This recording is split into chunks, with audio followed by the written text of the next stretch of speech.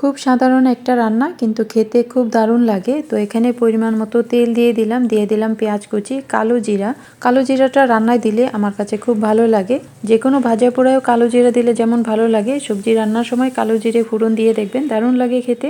আর রান্নাটা আমি কাঁচামরিচের ঝালে করব, তাই আমি বেশ কিছু কাঁচামরিচ কুচি এখানে দিয়ে দিলাম। পেঁয়াজ কাঁচামরিচটা ভেজে দিয়ে দিয়েছি 1 চামচ আদা রসুন বাটা। এবার দিয়ে দেব সবজিগুলো। এখানে আছে গাজর, বাঁধাকপি আর শিম একসাথে কুচি করে আমি অল্প পানিতে সেদ্ধ করে নিয়েছি হালকা লবণ দিয়ে। তো আগে থেকে সেদ্ধ করে নিলে সবজির কালারটা সুন্দর আসে, তো অল্প পানি দিয়ে আমি সেদ্ধ করে নিয়েছি। আর সেদ্ধ করার সময় ঢাকনা না লাগিয়ে সেদ্ধ করবেন, তাহলে সবুজ সবজিগুলো সবুজই থাকবে। স্বাদ অনুযায়ী লবণ দিয়ে দেবো, আর দিয়ে দিলাম ধনেপাতা কুচি। সবজির পানিটা শুকিয়ে গেলে আমি নামিয়ে ফেলবো। যেহেতু এটা আগে থেকেই সেদ্ধ করা, তাই খুবই কম সময়ে এই সবজিটা রান্না করা যায়। হলুদ মরিচের গুঁড়া ছাড়া কাঁচামরিচের ঝালে এই সাদা সবজিটা দারুণ লাগে খেতে, রুটির সাথে, ভাতের সাথে।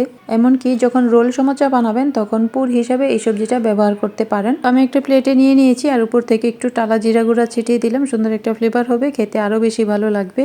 বাঁধাকপি হজমে যেমন সহায়তা করে, তেমন কোলেস্টেরল কমায়। তো যারা ডায়েটে আছেন তারা এরকম একটা সাদা সবজি বানিয়ে ভাত ছাড়াই খেয়ে নিতে পারেন। ভালো থাকুন, আল্লাহ হাফেজ।